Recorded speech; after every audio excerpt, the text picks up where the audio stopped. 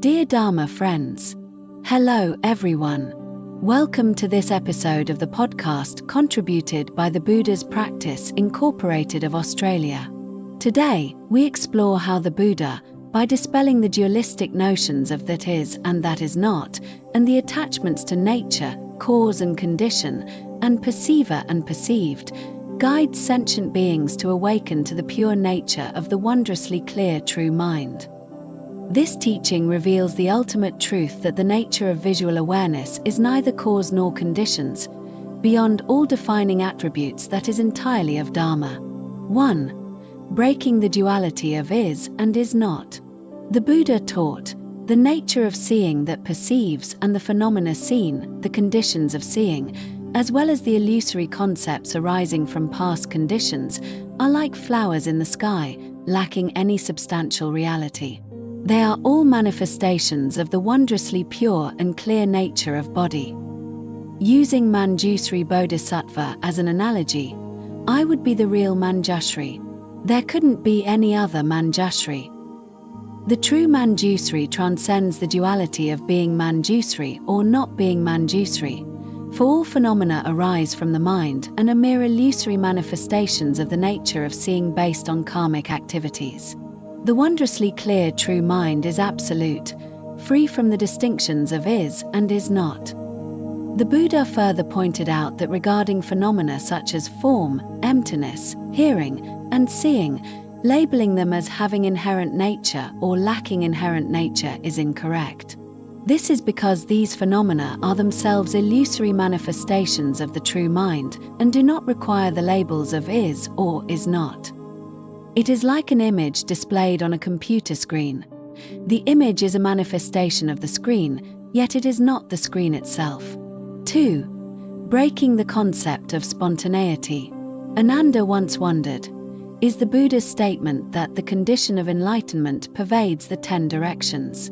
It is clear and eternal, its nature is neither produced nor extinguished. The same as the non-Buddhist teaching of a true self pervading the 10 directions or spontaneity. The Buddha explicitly rejected the concept of spontaneity, asking Ananda, if the nature of seeing is spontaneous, what is its spontaneous aspect? Is the bright light its spontaneous aspect? Is darkness its spontaneous aspect? Is emptiness its spontaneous aspect? Are solid objects its spontaneous aspect? If brightness is its spontaneous aspect, then in the absence of brightness, it should not see darkness. If emptiness is its spontaneous aspect, then in the absence of emptiness, it should not see obstruction. However, the nature of seeing pervades and perceives brightness, darkness, emptiness, and obstruction, seeing all without exception.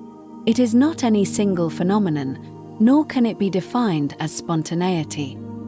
The Buddha dismantled attachment to the concept of spontaneity, revealing that the nature of seeing is beyond all phenomena.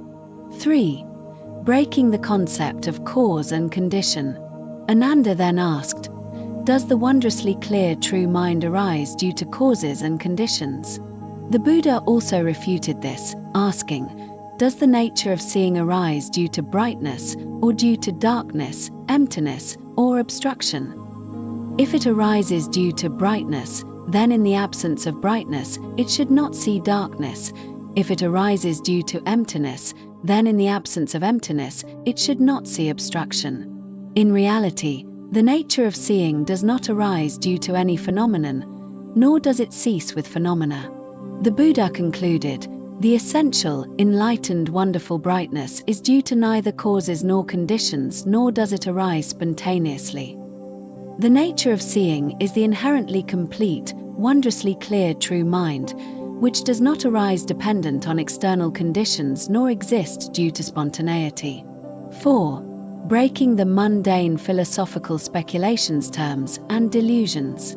The Buddha pointed out that the seeing and phenomenal appearances perceived by sentient beings through eyes tainted by karma, along with all sorts of discriminative imaginations, are delusions.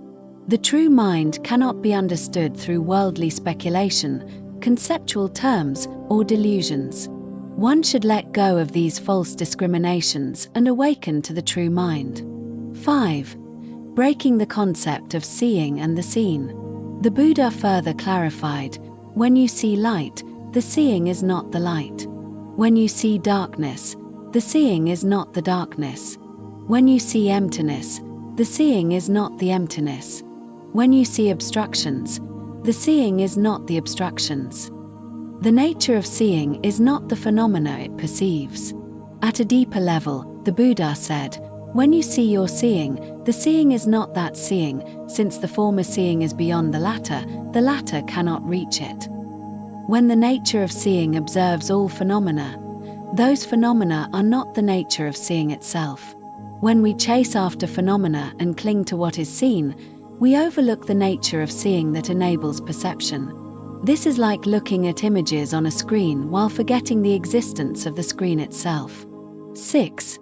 Core principle. Through layer upon layer of refutation, the Buddha revealed the truth of the wondrously clear true mind. Breaking dualistic oppositions, there is no is or is not, all phenomena are mind only, form and emptiness are not too. Breaking the concepts of spontaneity and cause and condition, the nature of seeing is neither a single phenomenon nor dependent on conditions. Breaking conceptual terms and illusions, the wondrous Dharma of body cannot be attained through speculative thinking. One must let go of discriminations. Breaking the dichotomy of seeing and the seen, the nature of seeing is not phenomena. Phenomena are the functioning of the true mind, yet apart from phenomena is the Dharma itself. Ultimately, the Buddha revealed the wondrously pure and clear essence of awakened awareness.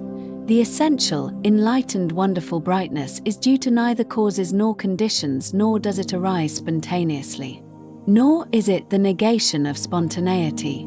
It is neither a negation nor the denial of a negation. All dharmas are defined as being devoid of any attributes.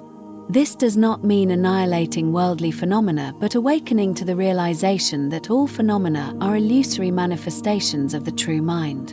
Thank you, everyone.